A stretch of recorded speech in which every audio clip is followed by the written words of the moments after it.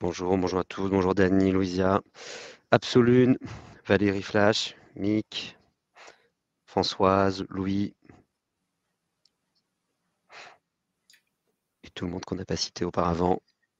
Je pense qu'on va attendre un peu et puis tu me dis Charles quand tu veux Voilà, qu'on on commence. peut y aller, hein. On peut y aller, hein. Ok, bon bah c'est parti. Bon bonjour et bonsoir à toutes et à tous. Donc merci de votre connexion pour ce nouveau format, cette fois-ci en live. Donc on va aborder la thématique d'aujourd'hui qui est l'homme nouveau et son environnement. Comme d'habitude, on va procéder tout d'abord par les définitions. Alors, définition de l'environnement en tant que tel, première définition, somme toute classique, entourage habituel de quelqu'un ou de quelque chose, donc environnement dans lequel la personne va venir évoluer, où il y a un environnement peut-être un peu plus contextuel cette fois-ci, ensemble des conditions naturelles et culturelles qui viennent agir sur les organismes vivants et les activités humaines. En termes de citation, donc j'ai pris celle de Gustav Jung. Donc, rien n'influence plus un individu que son environnement psychologique et particulièrement, dans le cas des enfants, la vie que leurs parents auraient souhaité avoir. Donc, il y a aussi un rapport avec l'environnement familial qui joue aussi. Peut-être qu'aujourd'hui, là, le sujet qu'on voulait qu'on traite ensemble, Charles, c'est l'environnement comme il est un peu perçu aujourd'hui depuis 20 ans, l'environnement avec une approche un peu écologique. On voit aujourd'hui pas mal de mouvances qui s'intéressent à l'environnement, que ce soit les médias, les politiques, les différentes entreprises. On va parler de croissance verte, de décroissance, on va parler de mouvements verts. On en parlait un peu avant en off. Il y a eu quelques dérives, quelques côtés un peu extrêmes sur ces sujets qui sont les environnements et la manière comment les gens vont les traiter. Toi, dans ce sujet, dans ce questionnement de l'homme nouveau et de l'environnement, comment tu vois l'importance de l'environnement et qu'est-ce qui caractérise les relations entre l'homme nouveau, l'homme évolué, l'homme multidimensionnel et l'environnement dans lequel il va évoluer?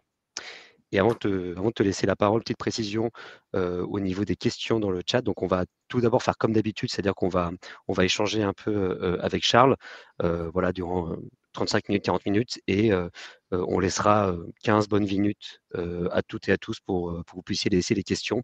Donc, d'ici une demi-heure, 45 minutes, je vous dirai un go pour laisser les questions dans le chat. Et puis, on posera quelques-unes, on essaiera de faire un peu la somme si jamais les questions se ressemblent un peu pour qu'on puisse tout simplement interagir aussi directement avec Charles et moi je me permettrai de les lire. Bon, du coup, pour revenir à nous deux pour cette première partie, encore une fois, Charles, quelle est l'importance de l'environnement pour l'homme nouveau et comment l'homme nouveau interagit et évolue avec son environnement? Pour l'homme nouveau, l'environnement, c'est sa survie. Dans le sens que l'homme ancien, si l'homme ancien continue, l'homme évolutif continue dans la trajectoire qu'il a tracée, il ne survivra pas. Voyons? Ou très peu d'individus vont survivre. On va retourner à l'âge de pierre. Voyez-vous? Peut-être que des individus plus éveillés vont survivre beaucoup mieux, voyez-vous, parce qu'il va y avoir plus de collaboration, une collaboration plus facile, ça fait partie de l'environnement physique, psychique. Mais pour que l'homme nouveau survive, justement, il va falloir qu'il développe une science de son environnement, une science écologique basée sur sa connexion ou sa métaconscience de la réalité systémique. Sans ça, ça va être très difficile pour l'être humain de survivre. Pourquoi? Parce qu'il ne connaît pas, il n'est pas dans la science de son environnement, il n'est pas dans la science du système. La nature fait partie du système. Et il y a des mécaniques qui sont immuables là-dedans. Puis l'homme ne connaît pas cette mécanique-là. Tout d'abord, il doit se dépolluer son moteur pour, par la suite, commencer à dépolluer son environnement ou se créer un environnement qui ne pollue plus. C'est comme ça qu'il va dépolluer son environnement, d'ailleurs. Alors, il faut qu'il développe une science. Ça veut dire quoi, ça? Ça veut dire qu'il doit développer une capacité de savoir la mécanique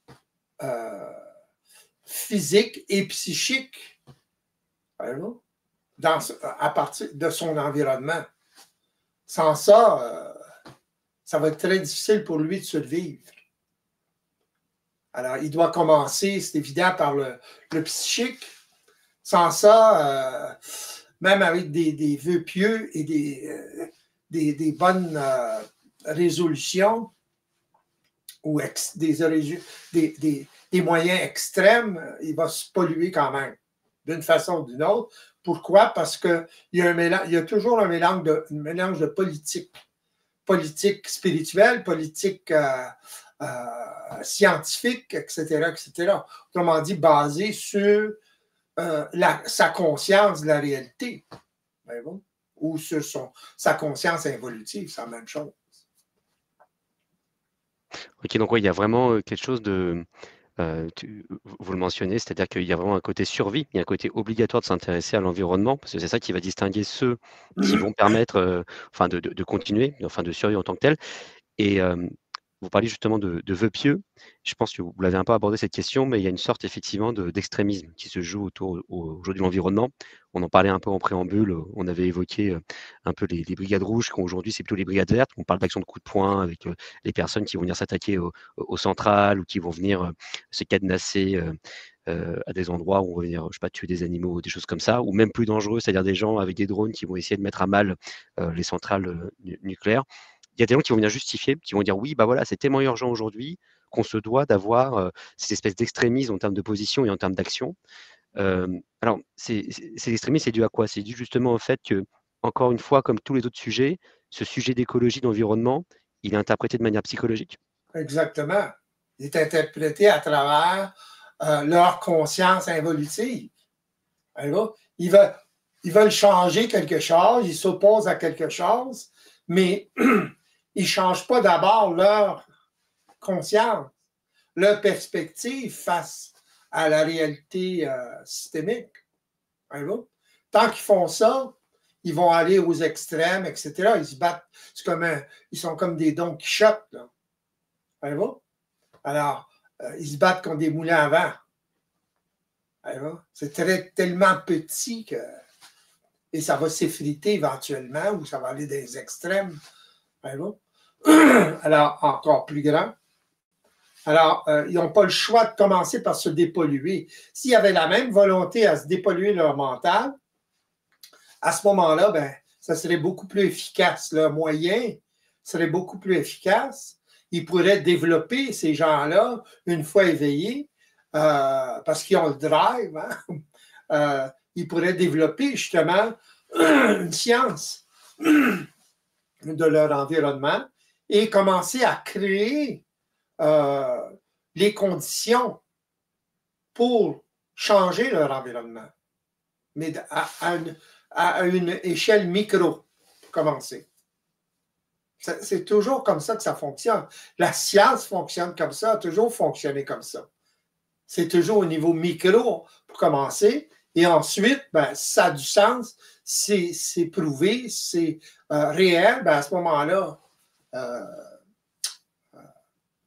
c'est adopté, si vous voulez, par les gens en sciences. Excepté que là, il y a toujours la politique, il y a toujours l'idéologie psychologique évolutive qui vient polluer tout ça. La science progresse, mais il y a beaucoup de politique là-dedans, de tout ça. C'est ça le problème, d'ailleurs. Alors, ça interfère continuellement en science et même si les gens développent une certaine science de la nature, il y a toujours l'intervention de la conscience des individus, la conscience involutive des individus. C'est ça le problème. Alors d'abord, développer ou se libérer de cette conscience involutive, autrement dit, évoluer pour survivre. Parce que c'est seulement quand les gens vont se dépolluer mentalement, qu'ils vont être en mesure de se créer une science. Ils n'ont pas le choix. On n'a pas le choix. Voyez-vous? Mais pour que se crée une science, il faut l'étudier, etc., à partir d'une prémisse qui est ajustée à la réalité systémique. Sans ça, on va pas loin, là. On a un peu l'impression, et c'est ce que vous évoquiez quand vous parlez de pollution mentale, on a un peu l'impression que le niveau de pollution qu'on peut apercevoir de manière un peu empirique sur la planète est symptomatique en fin de compte d'une pollution mentale.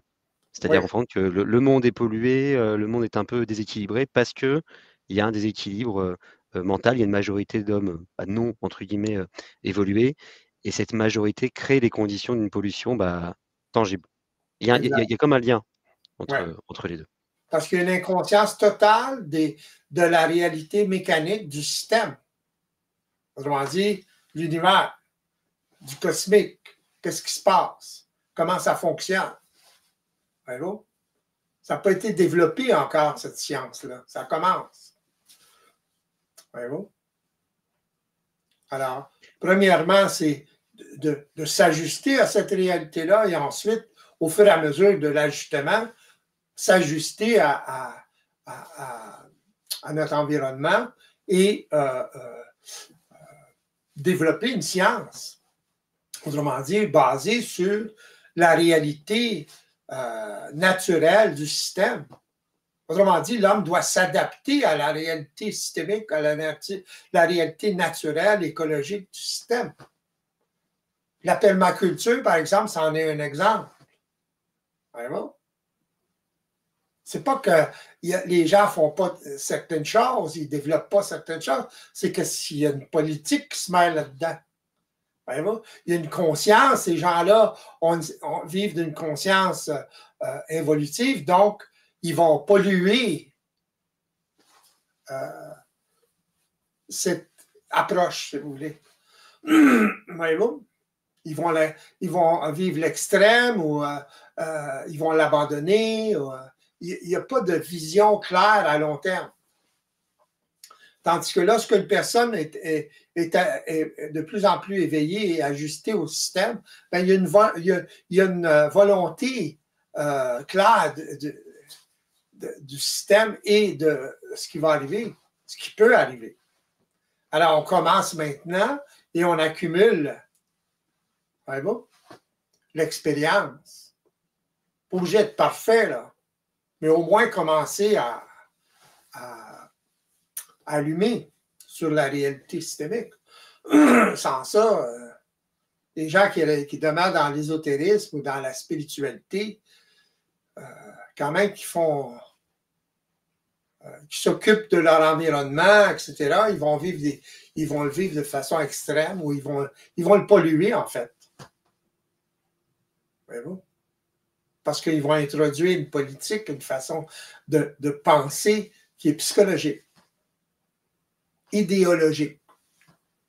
Voyez-vous? La réalité systémique n'a rien à faire avec l'idéologie. Ce n'est pas une idéologie. C'est une science.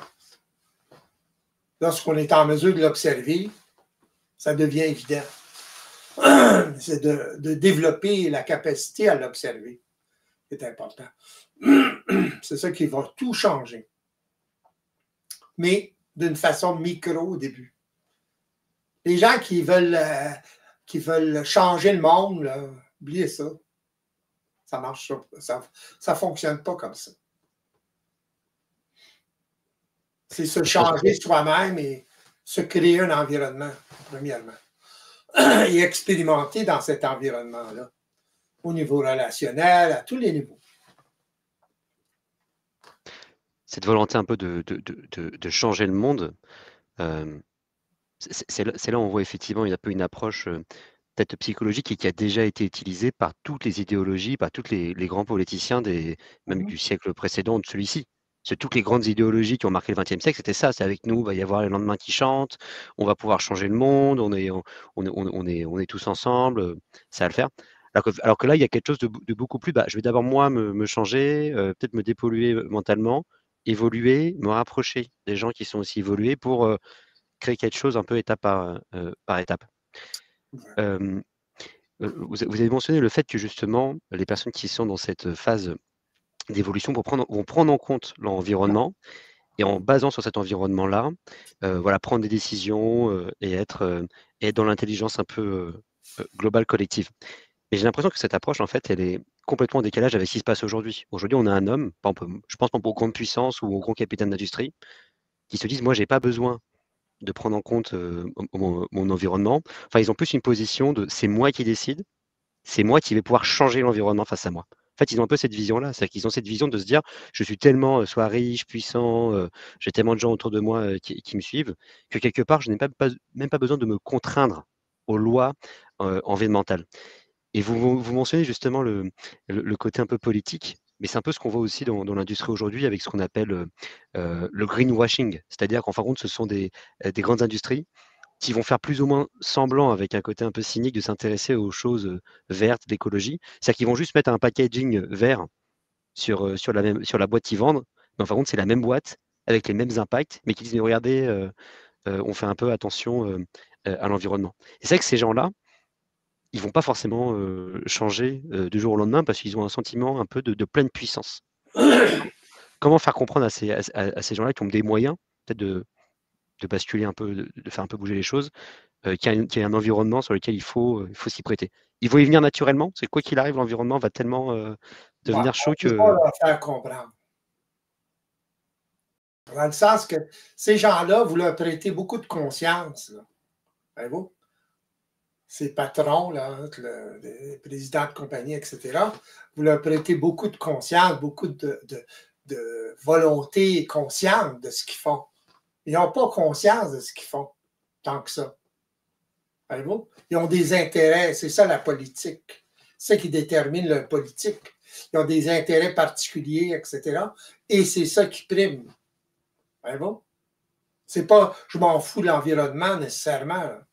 Ils ont des intérêts, ils ont des politiques, où ils adoptent des politiques en raison de leur pouvoir, puis le pouvoir financier qu'ils peuvent avoir, etc., etc., au dépend de la nature, au dépend du système. C'est ça qui crée la pollution. Voyez-vous? Alors, si l'élite fonctionne de cette façon-là, c'est évident que le reste du monde suit. Voyez-vous? Ils sont dans la même conscience, puis ils répondent aux mêmes besoins, aux mêmes programmes, finalement. Voyez-vous? Globaux.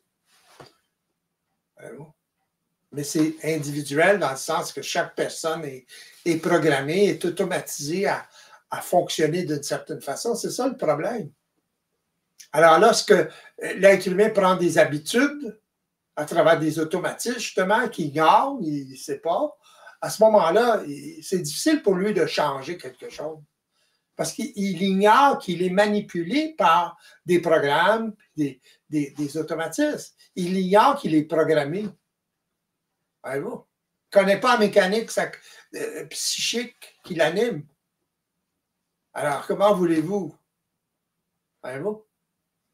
Alors, c'est à l'intérieur de groupes de personnes ou de personnes qui sont en mesure de s'éveiller à cette réalité-là que ça va se passer. Imaginez-vous là, un environnement où certaines personnes qui sont suffisamment éveillées, qui créent un environnement micro et tellement efficace que c'est remarqué, ça va être remarqué. C'est par rayonnement que ça fonctionne. Voyez-vous? Ces individus-là développent une science de leur environnement, d'adaptation à leur environnement, finalement. À ce moment-là, c'est efficace. Ça va être imité automatiquement. J'écoutais une émission, un podcast sur justement les cryptos puis les compagnies qui minent du Bitcoin, par exemple. OK? Ils font des calculs, etc. Bon, ben, bientôt, là, ça va prendre 2 fois plus d'énergie pour créer un Bitcoin. OK? Alors, éventuellement, ça va leur coûter trop cher d'énergie pour créer un Bitcoin. Ça vaut, on a besoin, ils ont besoin de payer 20 000 en énergie pour créer un Bitcoin. Alors, si ça dédouble, pas dédoublé, mais décuplé dans le sens négatif, c'est toujours 20 000 là, pour créer un Bitcoin, voyez-vous? Alors, ils n'auront pas le choix que de ça que la personne parlait, c'est un président de compagnie qui s'occupe de mineurs, ils n'ont pas le choix que d'utiliser, par exemple, l'éolien ou le soleil, etc. D'autres moyens plus écologiques, plus naturels, qui ne polluent pas. Voyez-vous? Alors, c'est comme ça que ça va se faire. Autrement dit, au fur et à mesure que les gens vont constater qu'il s'est développé une science de la réalité naturelle, si vous voulez, ou, qui s'est adaptée à ça, ben, ils n'auront pas le choix que d'utiliser. Parce que ça va coûter beaucoup moins cher. C'est ça mon point. Voyez-vous? Un peu comme pour les cryptos, là, ou les gens ou les compagnies qui minent des cryptos. Voyez-vous? Ils n'ont pas le choix. Ils ont fait un investissement, etc. Alors, ça leur coûte plus cher de miner que de. Ça ne marche plus, là. Ils sont obligés de développer d'autres moyens. Ils n'ont pas le choix. Tandis que si les gens étaient dans la science de la réalité naturelle, systémique, ils commenceraient par la fin. Autrement dit, ils commenceraient par utiliser des moyens parfaitement naturels qui ne coûtent pas grand-chose, finalement, ou qui s'amortissent très facilement. Voyez-vous? C'est assez intéressant, c'est que même si jamais il y a des gens, effectivement, qui vont pas avoir un niveau de conscience pour s'en rendre compte de base, c'est par pur, quelque part, opportunisme, pragmatisme, qui vont se dire, bah voilà, il y a des personnes là qui sont concentrées, ils ont une approche scientifique de la réalité, bah les gars, en fait, c'est vachement rentable, donc allons-y. C'est comme ça que ça fonctionne, d'ailleurs, dans le monde actuel. Voyez-vous? Mine de rien. Voyez-vous? L'Internet, etc. Voyez-vous? C'est adopté. Combien de personnes, moi, en 91, qui disaient ah, l'Internet, c'est une mode. C'est qu'une mode. Hein? Je me connectais par téléphone à des petits groupes, là, tu sais, BBS qui appelait, là. Ah, c'est une mode. Ouais, c'est ça. Moi, je le savais, je le voyais. Je suis toujours en avance, anyway. C'est la même chose pour les cryptos, c'est la même chose pour tout ça. C'est pas le crypto, l'affaire de la finance là-dedans, c'est la technologie derrière qui est importante. Alors, tout le blockchain, c'est comme un database, mais un database qui est répandu dans des milliers d'ordinateurs. Alors, c'est pas destructible à cause de ça. C'est comme une conscience de la réalité. Plus il va y avoir d'individus qui vont vivre cette conscience-là ou qui vont évoluer à cette conscience-là, moins ça va être destructible. Voyez-vous? Plus ça va avoir d'influence. C'est automatique. C'est comme ça que ça fonctionne. Et c'est un peu comme ça aussi qu'ont commencé toutes les révolutions, enfin, dans le sens révolution industrielle et révolution économique. Il y a un petit groupe d'inventeurs, de chercheurs, peu importe, qui découvrent quelque chose. Et on voit tout l'impact immédiat et ça fait basculer en fin de compte un monde. C'est avec, ça. l'industrie, etc. Regardez la Révolution française. C'est qui? Qu'est-ce qu'il y avait derrière? Société secrète. Hein? C'est ça qu'il y avait derrière tout ça. Bien sûr, bien sûr. C'est ça qui a commencé tout le mouvement. Après ça, la population a suivi. Donc c'est toujours des minorités quelque part. Oui, toujours. Ouais. Qui change la façon d'approcher la réalité. Einstein, théorie de la relativité, qui est éprouvée en 1919. L'éclipse qu'on va avoir le 8, là, ici en Amérique du Nord, là, bon, ben, c'est à travers l'éclipse, un calcul par rapport à une éclipse que c'est éprouvé la théorie de la relativité du temps. Ben, bon. Vous avez mentionné justement là pour le cas de la Révolution française, c'est-à-dire voilà, ce qu'il a on va dire, ce qui lui a donné naissance, c'est les sociétés secrètes, voilà, quelques bourgeois qui s'étaient un peu instruits. Là, aujourd'hui, je pense qu'il y a peut-être un peu moins cette notion du secret. Parce que je pense qu'ils se cachaient parce qu'ils avaient peur de l'oppression. Est-ce qu'aujourd'hui, pour ce que vous avez mentionné justement, c'est une sorte de science de l'environnement, je ne pense pas qu'il y aura quelque chose de l'ordre du secret, du moins. Non, non, mais c'est pas tellement le secret, c'est un petit groupe d'individus qui influence un plus gros groupe d'individus. Voyez-vous? Autrement dit, le mental ou l'idéologie, par exemple, en France, dans ce temps-là, ça a changé à partir d'un petit groupe d'individus. Voyez-vous? Et ensuite, ça a influencé la population qui a renversé complètement la royauté à ce moment-là. Ça a eu tout un impact, la Révolution française, là, dans le monde. Pas seulement qu'en France. C'est un exemple. C'est un peu comme comment est-ce qu'ils appellent ça, le printemps. Printemps arabe? Ouais, printemps arabe. Ça a eu une influence, hein? Il s'agit que ça se manifeste. Ah, OK. Pour que ça ait une influence. C'est comme ça que ça fonctionne. C'est réel, ça. C'est dans la réalité. Il se passe quelque chose. Surtout aujourd'hui, ça va très vite parce que, justement, on a l'Internet, la communication est tellement grande aujourd'hui, tellement efficace. Ouais, bon. Pour le meilleur et pour le pire, mais... Pourquoi c'est toujours des petits groupes qui vont expliquer un peu les grands changements? Parce que ça commence par une personne, après ça un autre, puis un autre, puis un autre, qui prend conscience, qui évolue à même une conscience involutive ou qui évolue à même une conscience évolutive.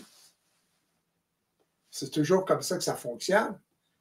Les gens s'attendent tout le temps à ce que la majorité d'individus, c'est pour ça qu'ils veulent influencer le monde entier. Là. Oubliez ça, là. C'est pas comme ça que ça fonctionne. Il faut investir de personne à personne. Ça, c'est solide. Voyez-vous? Parler en public, oui, mais seulement pour que certaines personnes allument et fassent et débutent un processus d'éveil. Voyez-vous? Ceux qui sont prêts à vivre ce processus-là.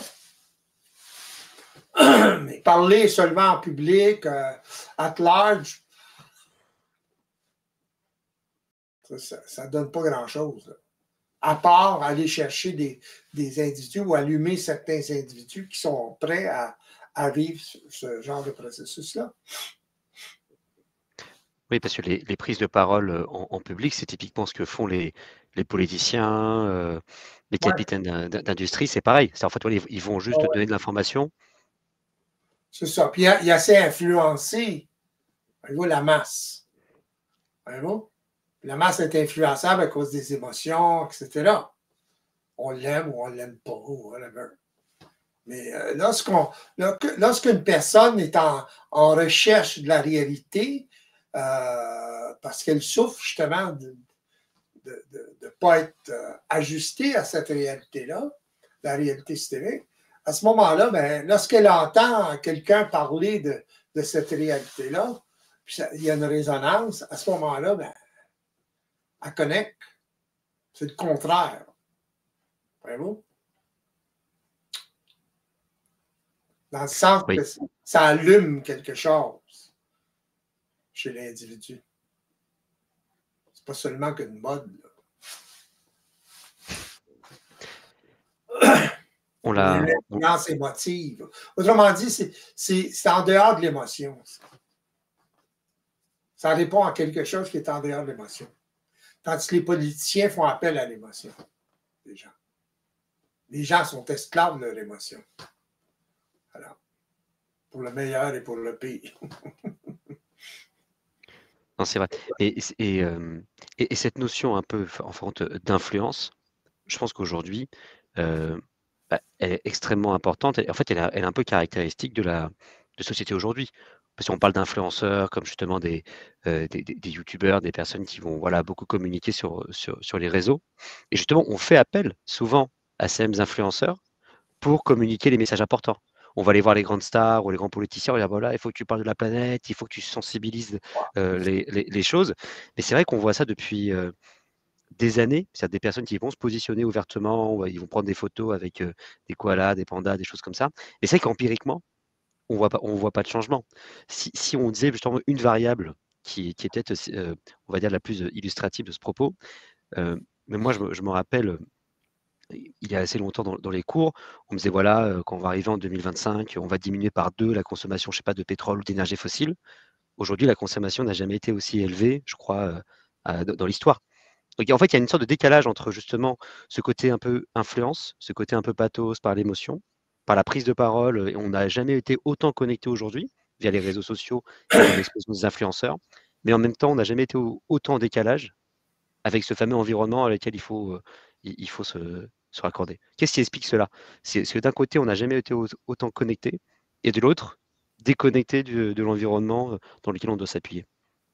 Parce que l'être humain est assujetti, comme je disais plutôt, à une programmation, à des automatismes qu'il ne perçoit pas consciemment. Alors, il est comme un automate, mais il se croit libre.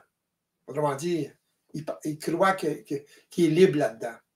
Alors, quand il s'identifie parfaitement à cette programmation-là, parce qu'il ne connaît pas la mécanique derrière, il ne connaît pas le système, il ne connaît pas comment le système fonctionne, il ne connaît pas la science de l'évolution. Voyez-vous? Première prémisse de l'évolution, de la science de l'évolution, c'est que le système pousse tout le temps l'individu, animal ou humain, à travers la survie. Autrement dit, il évolue à travers la survie. Il est constamment prisonnier, pogné dans la survie. Alors, à ce moment-là, ben, il développe des facultés chez l'animal ou chez l'homme, mais à son insu. Autrement dit, il ne sait pas que il ne se connaît pas, il ne sait pas comment ça fonctionne. Il ne sait pas qu'il est manipulé à évoluer. Voyez-vous?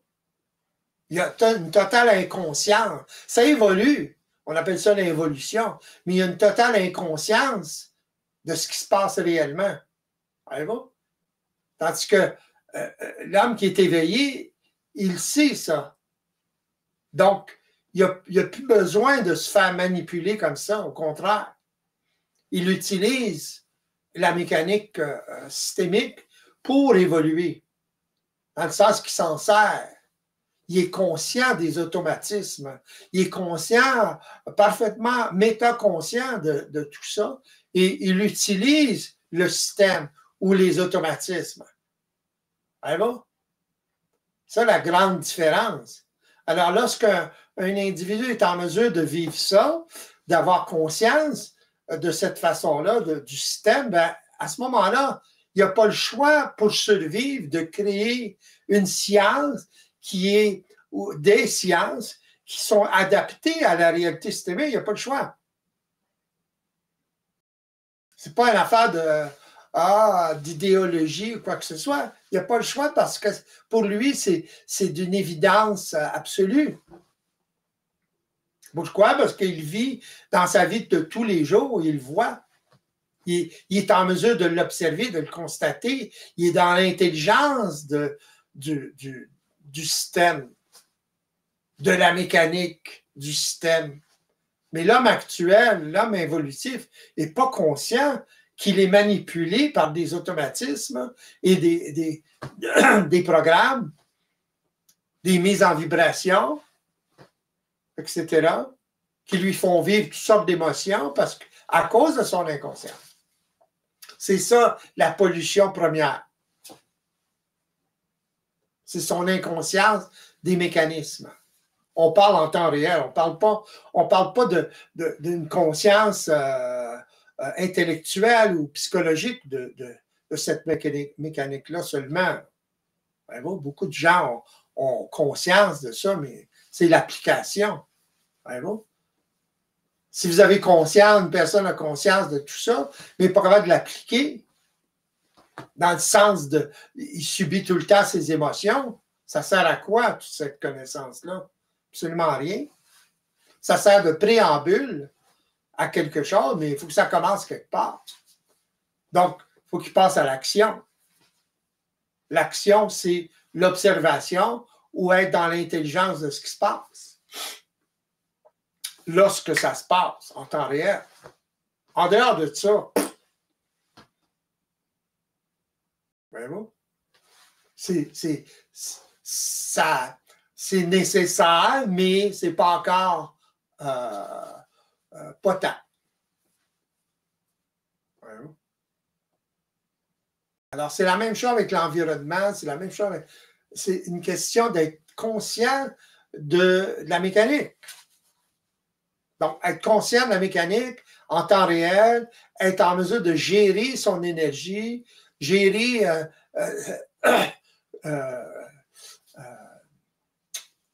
sa programmation, ou autrement dit, comment on se programme, se libérer du plan de vie déterminé par son environnement évolutif. C'est ça la liberté ou le commencement de la liberté. Quand vous commencez à vous libérer de votre plan de vie. Sans ça, le plan de vie, ça va faire ce que ça va faire et ça crée justement tout l'environnement pollué que l'homme vit aujourd'hui, autant psychiquement que matériellement. Oui, il y a une véritable effectivement prise de conscience, c'est ça qu'on l'a beaucoup abordé plusieurs fois, c'est-à-dire qu'il y a toute une ingénierie de système, soit on va être amené à le subir, soit on va être amené à être un peu ingénieur de celui-ci, être en intelligence avec celui-ci. Quand vous mentionnez justement être dans l'action, après il faut que votre action ne soit pas des actions psychologiques. Parce que justement, il y a des gens qui sont vraiment dans l'action, mais c'est des actions lourdes, c'est-à-dire voilà, coller ses mains sur le béton, faire des coups, venir déstabiliser des centrales nucléaires qui peuvent avoir un impact. Justement, c'est peut-être un peu nuancé cette prédominance de l'action, que cette action ne soit pas motivée par des mobiles justement ou des motifs psychologiques sur cette partie un peu environnementale. Une volonté psychologique. C'est ça une volonté psychologique. Déterminée par des façons dont l'individu a été programmé, est automatisé d'une certaine façon. Une volonté réelle. La volonté réelle d'un individu, c'est déterminé par son intelligence de la mécanique psychique qu'il vit. Autrement dit, il n'est plus manipulable à cause de ça. Par quoi? Par des programmes qui n'a pas créé de façon consciente. C'est ça le problème actuel de l'homme, c'est qu'il est manipulé par des programmes qu'il n'a pas créés de façon consciente. Ils se sont créés, ces programmes-là, à travers son environnement. Voyez-vous? Qui était psychiquement pollué. Alors lui, il devient psychiquement pollué. Ça se réincarne tout constamment. Constamment. C'est ça la réincarnation, finalement. C'est la conscience qui se réincarne. Ça finit plus, là. Tant qu'il n'y a pas éveil à cette réalité-là. Quelle réalité? La mécanique de ce qui maintient l'être humain dans ce cercle vicieux-là, continuel, voyez-vous, involutif. Dans ce côté un peu mécanique, on parle aussi de système. Question justement, cette partie un peu système, il y a beaucoup de gens qui mettent justement en parallèle, en conflit, le système actuel économique et justement l'environnement. Ils disent que c'est des choses inconciliables. C'est soit on continue à progresser sur le plan économique, de la croissance, enfin la croissance économique, ou soit on s'intéresse à l'environnement. Justement, c'est les notions un peu de décroissance qu'on a évoquées un peu en début de vidéo. C'est quoi votre position par rapport à ça? La finance va éventuellement changer de cap, si vous voulez. Comme elle fait un peu aujourd'hui à travers le solaire, l'éolien, etc. Voyez-vous? Il y a des compagnies comme Tesla, par exemple, ou Elon Musk a une compagnie solaire qui vend du solaire, qui vend toutes sortes de produits du genre.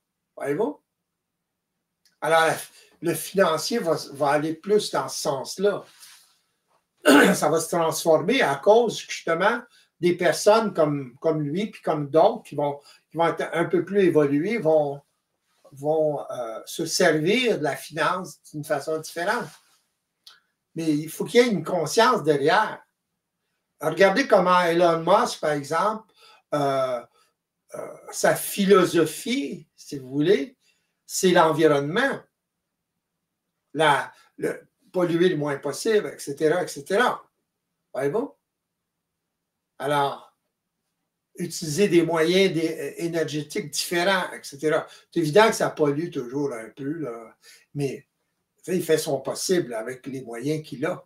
Mais je parle de son approche. Voyez-vous?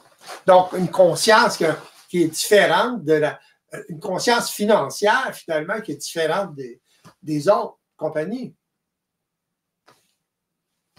Aujourd'hui, il y a plus de succès à cause de ça, par exemple, que GM et d'autres compagnies comme ça. Ford, etc. Oui, c'est un peu ce qu'on évoquait en fin de compte un peu avant. De toute manière, c'est qu'à partir du moment où, enfin, il y a une sorte quand même de déterminisme. Il y a quelque chose, en fait, c'est un peu ce que vous avez mentionné, c'est que l'évolution, quoi qu'il arrive, est quelque chose d'obligatoire si on veut survivre.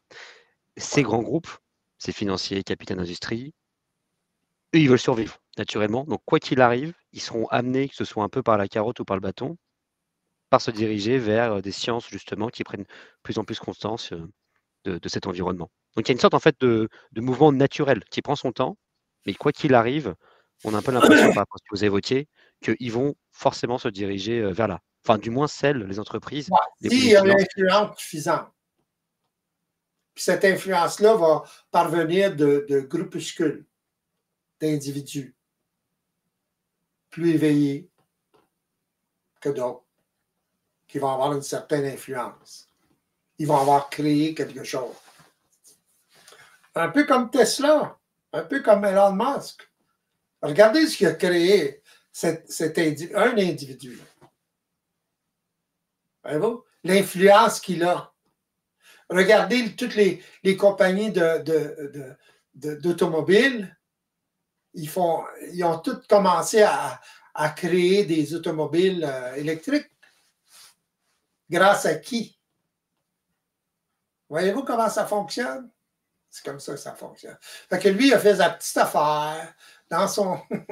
Voyez-vous, il a développé Tesla, toutes les autres choses qu'il a développées.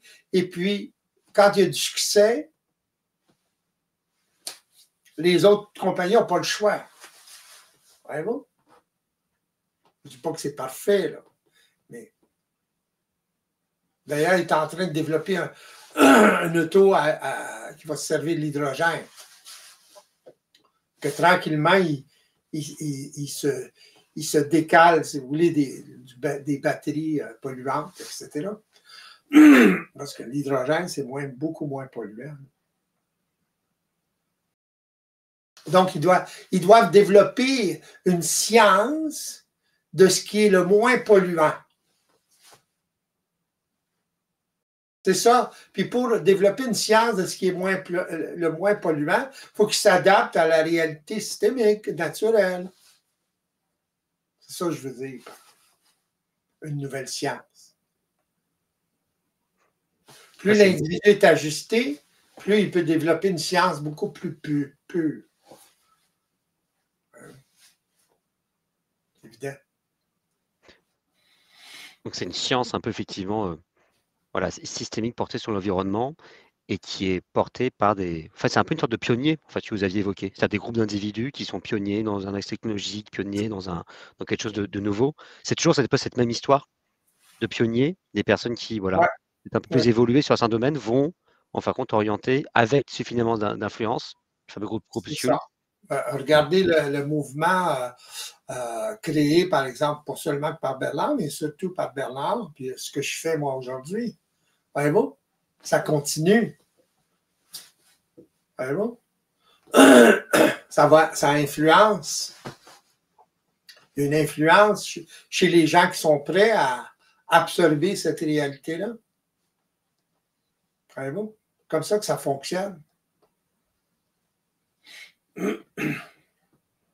Donc c'est toujours un petit groupe qui va créer une sorte d'attraction. Toujours. Le petit groupe va grandir, un peu un effet boule de neige pour en fin de compte. Mais les gens attendent des gros groupes. Ils attendent des grandes manifestations. Voyez-vous? Ah non, c'est pas assez. Hein? Ils attendent. Quand tout le monde rentre dedans, là ça va. Au niveau investissement, c'est le temps de sortir dans ce temps-là. Voyez-vous? Quand tout le monde l'adopte, là, quand tout le monde va adopter les cryptos, là, ceux qui connaissent ça un peu, là, ils ne sont plus là. Ils vont avoir vendu le crypto. Parce que là, c'est devenu trop populaire. Oui, c'est vrai que la majorité des personnes, c'est un peu un effet de masse, quoi. Ils vont attendre qu'il y ait de plus en plus de les monde. gens attendent à la dernière minute. Tu sais? Pourquoi, du coup? Parce qu'ils attendent une preuve qu'ils peuvent faire de l'argent, mais là, ils investissent dans le dernier 20%. Voyez-vous? Là, c'est dangereux, là. C'est pas là qu'il faut investir, c'est en bas. Voyez-vous? Mais les gens investissent là parce que là, tout le monde le fait, là. Puis là, ils suivent. Voyez-vous? Ils attendent la dernière minute. Le dernier 20% quand ça monte, là, que ce soit à la bourse, c'est là que les 80% des profits se font. Le dernier 20% d'un bull run, qu'il appelle. Là, c'est le temps de sortir. Et vite. OK. On peut ouais, je pense qu'on va passer aux questions. Donc justement, notre modérateur Jessie, on a récupéré quelques-unes dans le chat, donc merci à lui. Donc là, je suis en train de voir plusieurs questions. Alors, première question peut-être. Question donc de Denis Solange, Richard Jordan. Pouvez-vous nous donner un exemple concret de quelqu'un qui utilise les mécanismes automatiques pour son évolution au lieu d'en être victime? Je pense effectivement, c'est un peu ce qu'on évoquait, c'est-à-dire voilà, il y a un système, soit on va subir, soit on va être dans l'ingénierie de celui-ci. Et là, il demande un exemple concret de cette ingénierie. OK. Pour utiliser le système, comme il s'agit d'observer, d'être dans l'intelligence de ce qui se passe au niveau de la mécanique. OK? Ça, pour en arriver là, faut vivre un processus d'éveil à la réalité mécanique. Le problème, c'est que il y a une résistance psychologique, autrement dit, il y a des habitudes, des automatismes psychologiques qui font que l'individu se tire dans le pied continuellement. Autrement dit, qui font qu'il n'est pas en mesure d'observer ou d'être dans l'intelligence de ce qui se passe. Lorsqu'il est dans l'intelligence de ce qui se passe, au niveau de la mécanique psychique, ce qui l'anime, ce qui le met en vibration, les automatismes, les programmes qui le mettent en vibration, lorsqu'il est en mesure d'être en conscience réelle ou en temps réel de ce mécanisme-là, automatiquement, il peut utiliser l'énergie. Donc, lorsqu'il peut utiliser l'énergie, à force de vivre ce genre d'expérience-là, automatiquement, il se crée des programmes, des habitudes, des automatismes. Lui en est conscient de ça. C'est la différence. Alors, plus ça s'accumule, plus sa capacité d'observation augmente. Mais il ne faut pas s'attendre à ce que une personne puisse observer des automatismes qui sont très intenses. Oubliez ça, là. Les gens c'est impossible à observer comme ça. Il s'agit d'apprendre à observer les mécanismes beaucoup plus subtils, moins forts en vibration, pour commencer, qui font partie du processus. Il s'agit aussi d'être en contact avec une personne qui a déjà développé des véhicules processus, qui est déjà en conscience systémique, pour en arriver à développer ça. C'est trop occulte. Les gens s'imaginent que seulement comprendre tout ça, c'est assez. Non, c'est trop occulté. Ils n'ont aucune idée de ce qui se passe. Bon? Alors, ce n'est pas seulement en mémorisant ce que je viens de dire qu'une personne peut s'en sortir. Elle peut avoir une petite idée, mais réaliser que il faut qu'elle vive un processus. Bon. On est tout le temps influencé par l'extérieur, par d'autres personnes. Moi, j'ai été influencé par Bernard. Quand je parle, quand j'influence d'autres individus qui finissent par vivre un certain processus, et ça continue comme ça. Voyez-vous? Qui vont les rendre autonomes. Voyez-vous? Mais les gens veulent vivre l'autonomie avant le temps. Commencer par être autonome à observer les mécanismes. Et ça, l'autonomie réelle. Une autre question? Oui. Alors, on a une question justement, on parle de mécanisme, plus une question sur les programmes en tant que tels, une question de Nicolas. Qui ou quoi est derrière le ou les programmes? C'est le système qui crée le programme, les programmes ils viennent d'où? C'est quoi conceptuellement? Ben, c'est le système qui fonctionne comme ça. On fonctionne comme ça.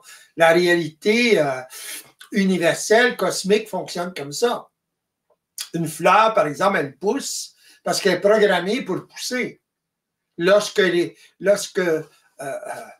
y a une couple d'éléments qui est déclenchée, dans le sens que le programme va être déclenché par la chaleur, le soleil, l'eau, etc. La graine va éclater, va commencer à pousser. Il y a des conditions qui vont déclencher le programme. L'univers fonctionne comme ça. Tout fonctionne comme ça. Alors. OK. Autre question. Alors, une question de Louis. Comment vous définissez le temps réel? Là, c'est plus effectivement être dans la conscience en temps réel, ni avant ni après. Oui, c'est ça. Le temps réel, c'est lorsque il y a un événement qui se passe, une mise en vibration. OK? Par exemple. Si vous êtes en mesure, si un individu est en mesure d'observer ou d'être dans l'intelligence de la mécanique, là, il est en temps réel. S'il n'est pas en mesure de vivre ça puis il vit des émotions, oui, il est en temps réel, mais il est totalement inconscient. La différence, c'est la conscience. Un individu éveillé va être en mesure éventuellement d'observer, si vous voulez, la mécanique des automatismes, derrière les automatismes, en temps réel. Autrement dit, il va avoir conscience de ça, il va être dans l'intelligence de ça. Donc, il est en conscience. Lorsque l'individu subit l'énergie des programmes qui sont déclenchés par un événement quelconque, il justifie, par exemple, tout ça. À ce moment-là, il est dans les émotions. Il vit des émotions. Faire une différence entre mise en vibration et émotion. C'est lié, je suis d'accord, mais en faisant une différence entre les deux, vous voulez, consciente et inconsciente, l'émotion, c'est l'inconscience, la mise en vibration, c'est en conscience. Ok. Une question plus globale de Lijo. Qu'est-ce que vous entendez par réalité systémique? OK, la grande question. Bah, c'est global, hein, là, pour le coup. Bon, ben, en science, par exemple, on étudie la matière. Donc, au niveau de la matière, il y a une mécanique derrière. OK? On parle de mécanique quantique, par exemple. On parle de mécanique newtonienne, par exemple. Alors, c'est l'étude, la science et l'étude actuelle, en tout cas, c'est l'étude de cette mécanique-là, plus matérielle, si vous voulez. Comment se meut la matière, finalement. Au niveau psychique, c'est la même chose. Il y a une mécanique. Et cette mécanique-là, c'est une mécanique universelle, cosmique. Ça s'est créé, ça a évolué, cette mécanique-là, depuis le début des temps, si on peut parler comme ça. Parce que le temps est infini, de toute façon. Là, mais il y a eu évolution, si vous voulez. Dans notre monde, dans notre univers, en tout cas. Et ça a créé des lois d'énergie, des mécanismes, des lois mécaniques, si vous voulez. Alors, on ne peut pas faire autrement que de s'adapter à cette réalité-là. On fait partie de cette réalité-là. Et si on n'est pas adapté ou conscient de cette réalité-là, on la subit et on souffre. La souffrance existe parce que un individu n'est pas ajusté à cette réalité-là. La pollution, c'en est un exemple. L'homme va souffrir ou souffre de la pollution à cause qu'il n'est pas adapté à la réalité systémique, naturelle. Ce que les ésotérismes essaient de déterminer à travers des formes psychologiques, ésotériques, symboliques, c'est toujours les religions, par exemple, c'est la même chose. C'est ce qu'il y a derrière ces idéologies-là ou ces formes-là, c'est la réalité systémique ou l'intuition ou la perception de cette réalité-là, mais interprétée de façon psychologique, de façon primaire. Pour ceux qui est tant de religion. Mais ça veut dire ils interprètent tous la même chose. La réalité systémique, universelle. Mais là, on commence à avoir dépassé le temps des interprétations psychologiques pour commencer à développer une science de cette réalité-là. Ok. Autre question de Laurence. Est-ce que quand on est dans l'observation réelle des mécanismes, c'est la programmation qui permet d'observer et de créer de nouveaux programmes? Non. Non, c'est la volonté créée par le fait d'être dans l'intelligence de la mécanique. Pas pareil. Là, c'est la conscience pure qui observe. Et par la suite, C'est évident, à travers cette expérience-là, se créent d'autres programmes. On n'échappe pas au programme, mais à ce moment-là, on est conscient qu'il se crée des programmes, qu'il se crée des automatismes d'observation. On fonctionne purement à travers des automatismes. Le seul problème évolutif, c'est qu'il n'y a pas de conscience de cette réalité-là. Tandis que lorsqu'on est éveillé, on a conscience de cette réalité-là. On a conscience qu'il se crée des programmes. Mais là, on utilise le système. Donc, on est libre dans la programmation ou dans le système. On ne se fait pas imposer, autrement dit, à cause de notre inconscient. On utilise le système. On s'adapte au système. Pas le choix, là. Comme s'adapter à la gravité. Si vous ne vous adaptez pas à la gravité, vous allez avoir des problèmes. Hein? Sauter en bas d'un 5e étage, vous allez savoir ce que je veux dire. Vous allez découvrir tout d'un coup la gravité, mais il va être trop tard en disant bon. C'est ça l'ignorance. Ça risque d'être ouais, effectivement un choc de réalité si jamais on tombe du 5e étage. Une question justement qui est en lien, c'est assez intéressant avec l'environnement et plus l'environnement proche. Donc c'est une question de Afroplanétarium. Donc il dit merci pour l'entretien. Y a-t-il des gens prédisposés à observer en temps réel la réalité systémique? C'est vrai qu'on a pas mal abordé la prédisposition, non pas forcément dans cette vidéo, mais celle d'avant, et l'environnement joue un rôle. Oui. Oui et non. Dans le sens, oui, ils sont prédisposés, mais il faut qu'ils vivent un processus avant. S'imaginer que vous pouvez observer de cette façon-là, sans processus, oubliez ça, là. Vous êtes dans l'illusion psychologique. Ça ne fonctionne pas comme ça. Ça prend un apprentissage pour n'importe quoi. C'est pas parce que vous savez que les notes d'un piano par cœur que vous pouvez jouer du piano. Voyez-vous? Donc, il faut vivre le processus d'apprentissage de jouer du piano. C'est plus intellectuel, c'est factuel. C'est dans l'expérience directe. C'est la différence. Alors, la question est biaisée un petit peu.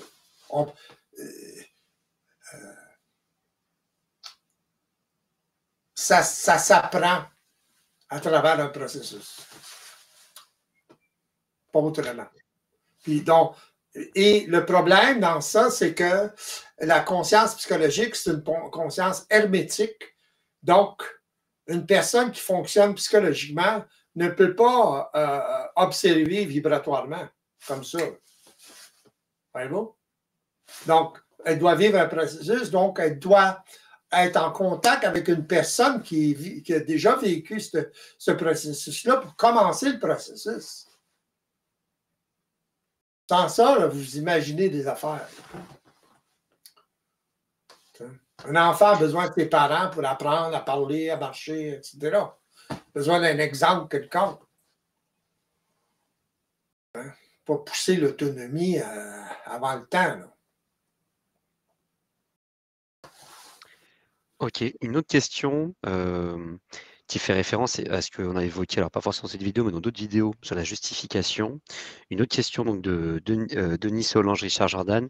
Une mise en vibration induit une pensée qui induit une émotion. Difficile d'intercepter en temps réel une pensée, ça va vite. Qu'en pensez-vous? Vous savez, c'est plus au moment où on est déclenché. Oui, je suis d'accord avec ça. Ben, c'est ça le problème, justement. Ça va trop vite. Hein? Les gens me disent ça en consultation. Ça va trop vite. T'sais, oui, je comprends. Quand vous n'avez pas conscience, ça va très vite. Dans le sens que vous êtes déjà rendu dans la justification et dans l'émotion. Pourquoi? Par habitude. Vous êtes programmé comme ça. Voyez-vous? Par inconscience. Alors, c'est justement ça le processus. Lorsqu'un individu développe une capacité d'observation vibratoire, ben là, il est en mesure comment je dirais ça, de disséquer le temps. Genre.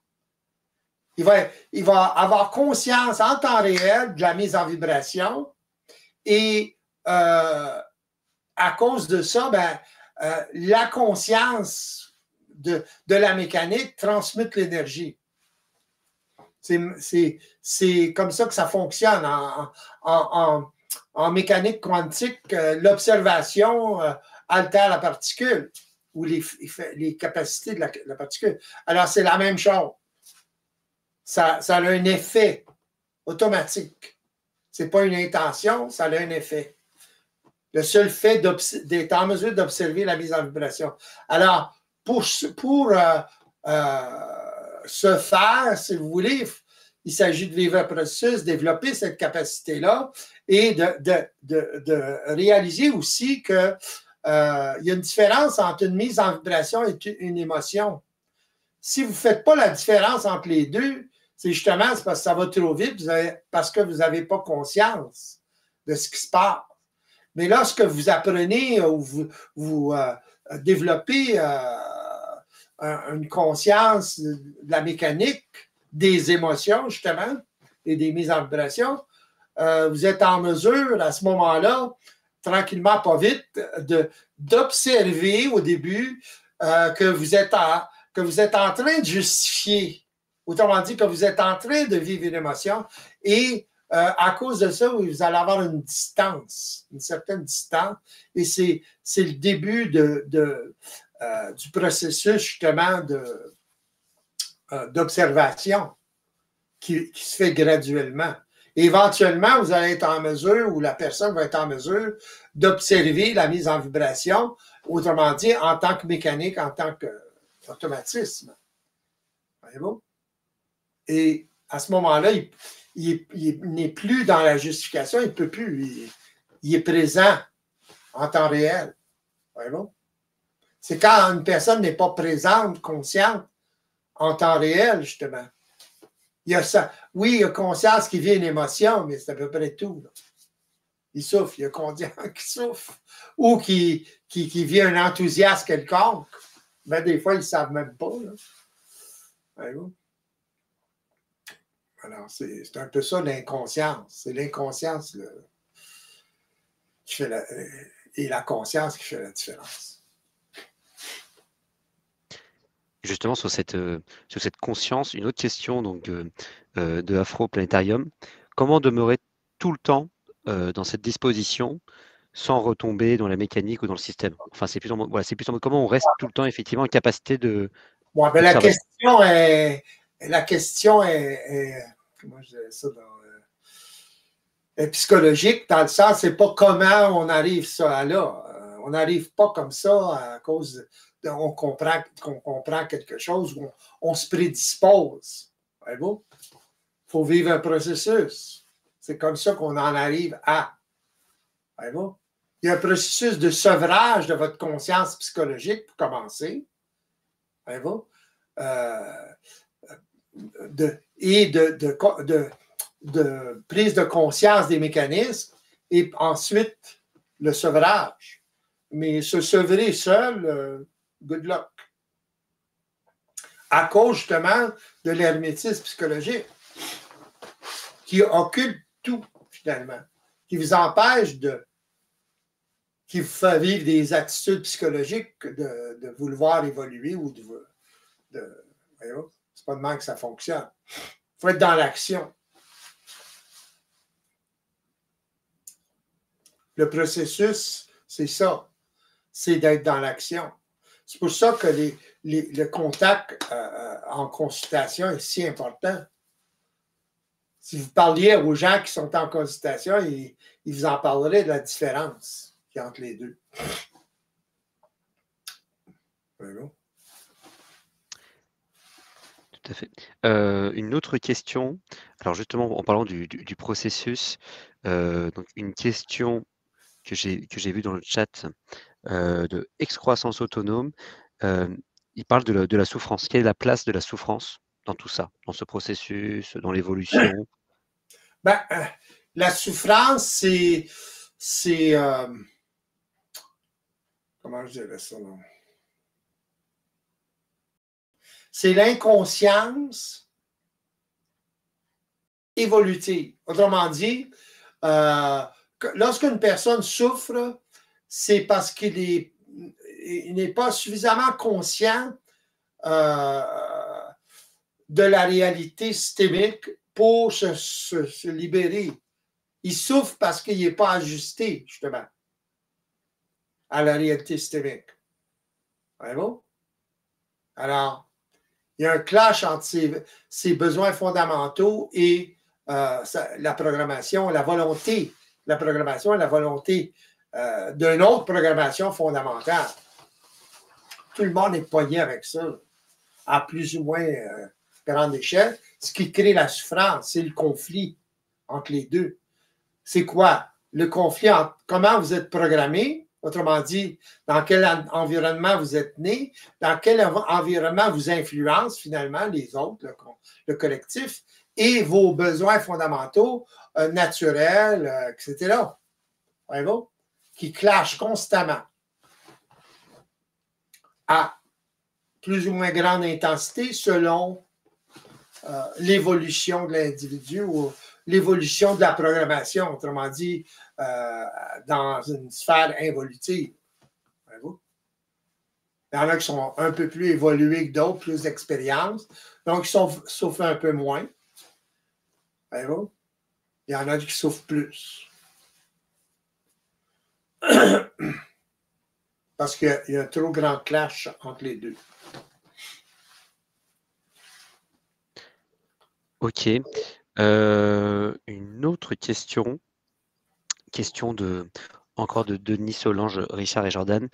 Est-il utile de connaître ces failles pour un peu anticiper de comment on sera manipulé et mieux appliquer tout ça en temps réel et mieux appliquer le temps réel. Donc effectivement, est-ce que c'est bien de se connaître, de savoir peut-être que cette faille-là va nous mettre en vibration pour être en mesure de mieux appréhender tout ça. Une faille, c'est psychologique. Voilà. Ça ne vaut pas grand-chose. C'est le côté global de la réalité systémique. Autrement dit, comment de quoi on est fabriqué, qu'est-ce qui nous motive, etc. D'où vient ce que vous appelez, ce que les gens appellent leur volonté. Les gens sont dans la volonté des programmes. Ils ne sont pas dans leur propre volonté réelle. Pourquoi? Parce qu'ils s'identifient au programme constamment. C'est quoi la question déjà? C'était une question justement sur les failles. Est-ce que c'est utile de connaître ces failles, donc potentiellement s'il nous met en vibration, pour mieux anticiper et plus être carré justement, voilà, je connais mes failles, donc... Ça, c'est une approche psychologique. On n'approche pas, au niveau de la réalité, on n'approche pas ça comme ça. Une faille, c'est la faille. La faille, c'est l'inconscience de la mécanique. Voyez-vous? L'absence d'un processus qui nous serve de cette conscience psychologique-là qui nous fait parler d'une façon psychologique, donc qui nous met dans des attitudes psychologiques, donc qui nourrit toute la conscience psychologique qui est supportée par la programmation. Ok, donc c'est plus c'est la faille. Une autre question de Phil Lowe. D'où provient une pensée? D'où proviennent les images qui apparaissent dans mon mental? C'est vrai qu'on a fait une vidéo dessus, mais c'est vrai, les pensées, d'où ça vient en quelque sorte? Ben, les pensées sont... On a la faculté de penser. Okay? Chaque personne a la faculté de penser. Mais c'est coloré par la programmation. Quand on parle de la pensée vient d'ailleurs, on n'explique rien là-dessus. C'est du domaine de la croyance. Là. La forme que prend la pensée, c'est la coloration créée par la programmation. Comment vous êtes programmé, ça va colorer la pensée. Là, si vous y croyez, ben là, vous aurez du fun. Voyez-vous? Vous allez non seulement vivre la pensée, mais vous allez parler comme ça, vous allez réagir en fonction. Vous êtes manipulé. C'est des automatismes, la pensée. C'est automatique, ça colore votre capacité parce que à ce moment-là, vous êtes en vibration, il y a quelque chose qui vous a mis en vibration, hop, ça passe. D'une certaine façon. Coloré selon la couleur ou l'intensité colorée de la programmation. Qui, elle est créée par votre environnement. Vos réactions à votre environnement lorsque vous étiez jeune. Vous êtes, les gens ont été teintés par leur environnement. La programmation, c'est la teinte de la couleur. Vraiment. Ceux qui sont en contact avec, ça colore. Ça réagit en fonction de la coloration, puis ça finit plus. C'est l'inconscience totale. Des mécanismes, comme je viens de décrire. Ok. Une nouvelle question d'excroissance autonome qui revient un peu sur la souffrance. Est-ce que la souffrance, enfin, souffrance égale mise en initiation, en vibration, ou c'est égal c'est un ou désajustement pardon, au système? Est-ce que le fait de souffrir, c'est quelque chose qui marque, c'est-à-dire qu'on est désajusté, ou c'est justement une mise en initiation qu'on doit prendre en compte et C'est la même chose. Dans le sens que lorsqu'une personne souffre, c'est parce qu'elle n'est pas suffisamment ajustée à la réalité systémique. C'est évident. Donc, elle n'est pas en mesure d'observer, d'être consciente de ce qui se passe en temps réel. Donc, elle souffre. Elle n'est pas ajustée.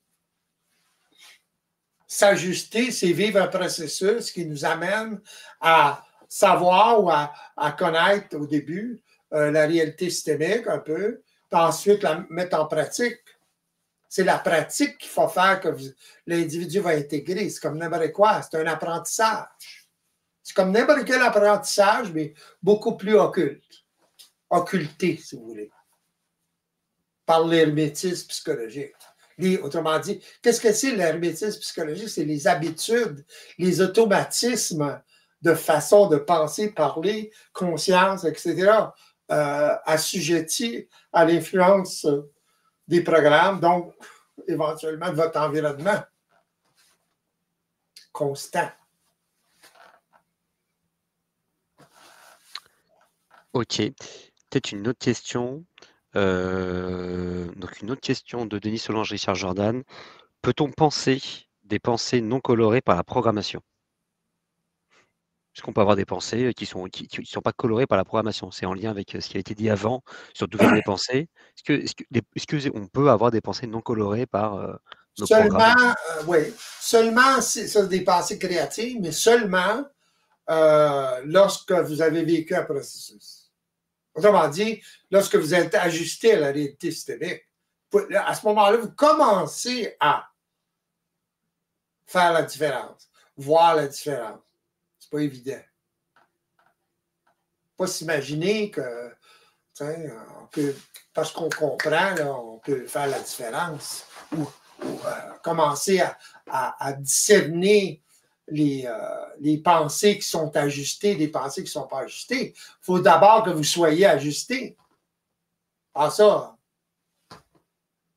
vous allez voir que du feu. Là. Vous allez vous imaginer bien les affaires. Voyez-vous? Tout part de l'ajustement à cette réalité-là, en premier lieu.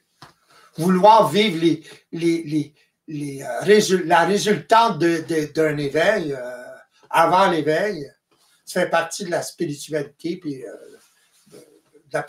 du psychologique, finalement. C'est des pièges psychologiques. Au niveau psychologique, les gens sont assujettis au temps. Donc, ils veulent les choses, ils comprennent quelque chose, ils veulent être capables de le vivre tout de suite. Ils croient que par la compréhension, hop, ils vont être capables de le vivre comme ça. Parce que je le comprends.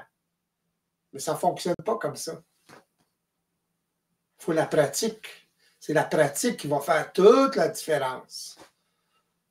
Mais ce ne sera pas parfait au départ, là. Mais s'imaginer qu'on peut discerner sans vivre un processus, ça fait partie des illusions psychologiques. Donc oui, donc la pratique. C'est pas parce qu'on comprend quelque chose qu'automatiquement, bah voilà, on va pouvoir distinguer une pensée qui est colorée d'une autre colorée. L'intégration de la chose, c'est différent. Là, vous passez de la connaissance d'une chose au savoir d'une chose. Puis le savoir, c'est pas poum de même, là, instantané. Ça s'accumule. C'est l'apprentissage. Il faut laisser le temps et la constance de l'apprentissage. Pourquoi? Pour que se créent des programmes. Mais les gens qui n'ont pas conscience de la réalité systémique, ils croient que c'est instantané. Non, se crée un programme. La différence entre l'homme nouveau, l'homme éveillé, ou l'être qui est éveillé, c'est qu'il sait ça. Donc, il prend son temps. Voyez-vous? Puis il intègre tranquillement, pas vite. Il n'est pas pressé. Il veut du solide, pas de l'éphémère. Une journée, hein? Dans le lendemain, vous tombez au fond du baril. Là. Les hauts et les bas psychologiques. Et effectivement, ce côté un peu pratique, ce côté un peu d'être dans l'action, peut-être que ça apporte des éléments de réponse à une question qui a été posée par Absolune, qui pose la question suivante. Alors, comment s'ajuster dans nos pensées, faire le distinguo, la différence entre une pensée à moi et une pensée qui ne m'appartient pas? C'est un peu ce que vous avez dit avant, ce qu'il faut vraiment être déjà dans un processus. Mais il faut vivre un processus d'éveil avant. Pas le choix. Sans ça, vous allez croire tout ce qui se passe dans votre tête pareil. Vous allez croire que c'est des pensées qui sont ajustées, qui ne sont pas pantoutes. Voyez-vous? Vous allez être en initiation à ce moment-là. Vous allez en souffrir. Pourquoi en souffrir? Pour vous ajuster au fait que ça ne fonctionne pas de même.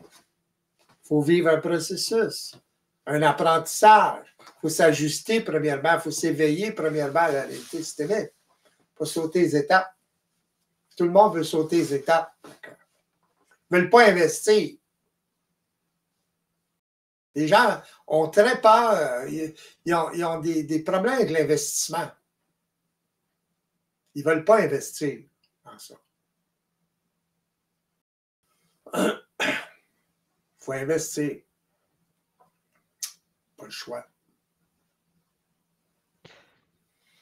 Une autre question de Denis Solange-Richard Jordan. Peut-on dire qu'une pensée ajustée créative va produire une action ajustée, facile dans l'exécution et dans le résultat? Évidemment. Mais il faut être capable de le vivre. C'est bien beau, cela, mais il faut être en mesure de le vivre, ça.